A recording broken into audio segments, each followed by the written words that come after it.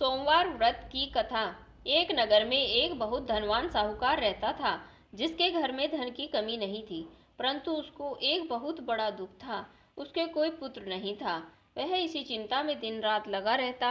वह पुत्र की कामना के लिए प्रत्येक सोमवार को शिव जी का व्रत और पूजन किया करता था तथा सायंकाल को मंदिर में जाकर शिव जी के सामने दीपक जलाया करता था। उसके भक्तिभाव को देखकर एक समय श्री पार्वती जी ने शिव जी महाराज से कहा कि हे महाराज, यह साहूकार आपका अनन्य भक्त है और सदैव आपका व्रत और पूजन बड़ी श्रद्धा से करता है। इसकी मनोकामना पूर्ण करनी चाहिए। शिव जी ने कहा, हे पार्वती, यह संसार कर्म क्षेत्र है। जैसे किसान खेत में बीज बोता है, वैसा ही फल काटता है। उसी तरह इस संसार में जो जैसा कर्म करता है, वैसा ही फल भोगते हैं। पार्वती जी ने अत्यंत आग्रह से कहा, महाराज, जब यह आपका अनन्य भक्त है और इसको किसी प्रकार का दुख है तो उसको अवश्य दूर करना चाहिए, क्योंकि आप सदैव अपने भक्तों पर दयालु होते हैं और उनके दुखों को दूर करते हैं। यदि आप ऐसा नहीं करेंगे तो मनुष्य आपकी सेवा और व्रत क्यों करेंगे?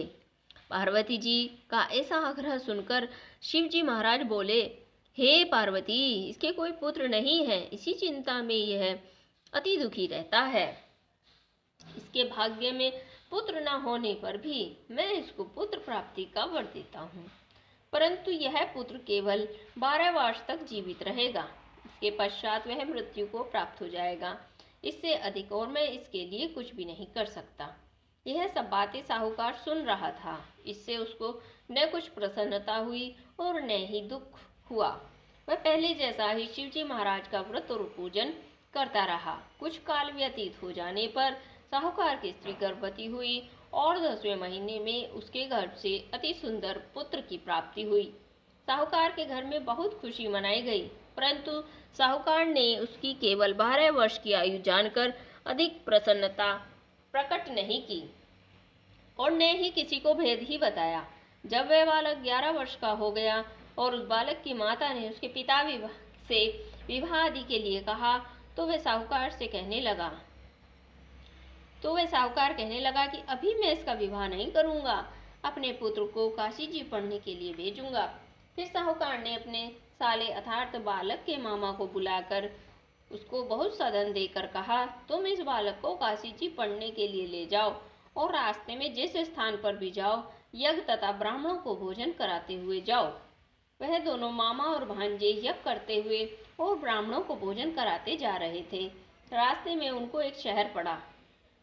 उस शहर में राजा की कन्या का विवाह था और दूसरे राजा का लड़का जो विवाह कराने के लिए बारात लेकर आया था, वह एक आंख से काना था। उसके पिता को इस बात की बड़ी चिंता थी कि कहीं वर को देखकर कन्या के माता पिता विवाह में किसी प्रकार की अड़चन पैदा न कर दें।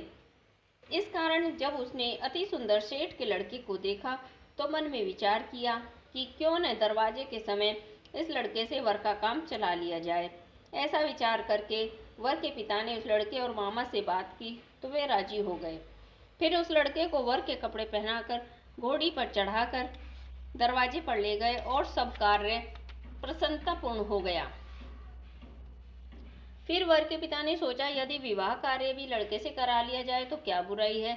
ऐसा विचार करके लड़के और उसके मामा ने कहा, यदि आप फेरों और कन्यादान का काम भी करा देंगे तो आपकी बड़ी कृपा होगी और इसके बदले में मैं आपको बहुत सारा धन भी दूंगा। तो उन्होंने स्वीकार कर लिया और विवाह कार्य भी बहुत अच्छी तरह से संपन्न हो गया। परंतु जिस समय लड़का जाने लगा तो उसने राजकुमारी की चुंडी के पल्ले पर लिख दिया कि तुम्हारा विवाह मेरे साथ हुआ है, परंतु जिस राजकुमार के साथ तुमको भेजेंगे वह एक आंख से काना है और मैं काशी जी पढ़ने जा रहा हूँ। लड़के के जाने के पश्चात उस राजकुमारी ने जब चुंडी पर यह लिखा हुआ पाया तो उसने राजकुमार के साथ जाने से मना कर दिया और कहा, यह मेरा पति नहीं है, मेरा विवाह इसके साथ नहीं हुआ है, वह तो काशी जी पढ़ने गया है। राजकुमारी के माता पिता ने अपनी कन्या को विदा नहीं किया और बारात वापस चली गई।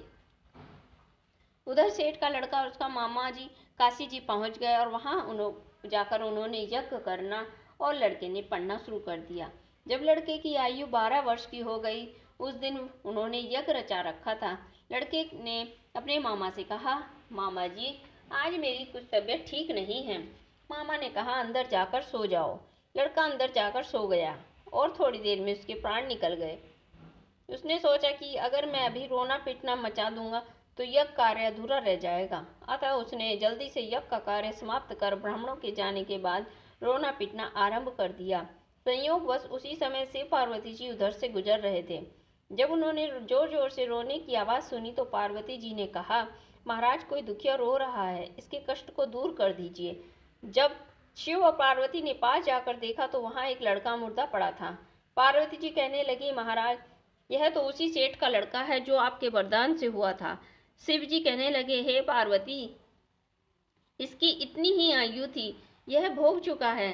तब पार्वती जी ने कहा, हे महाराज, इस बालक को और आयु दो, नहीं तो इसके माता पिता तड़प तड़प कर मर जाएंगे।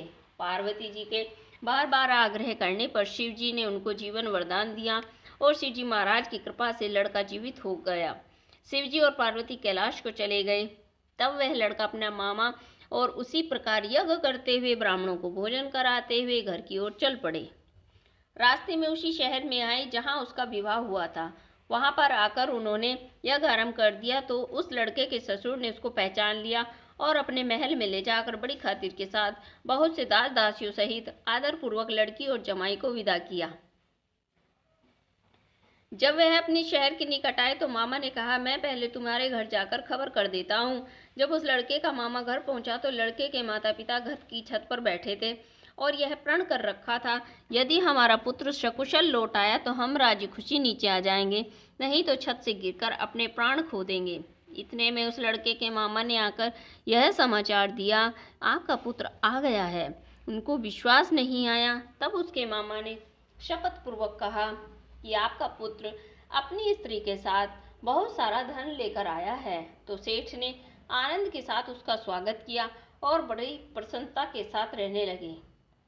इसी प्रकार से जो कोई भी सोमवार के व्रत को धारण करता है अथवा इस कथा को पढ़ता है या सुनता है, उसकी समस्त मनोकामनाएं पूर्ण हो जाती हैं।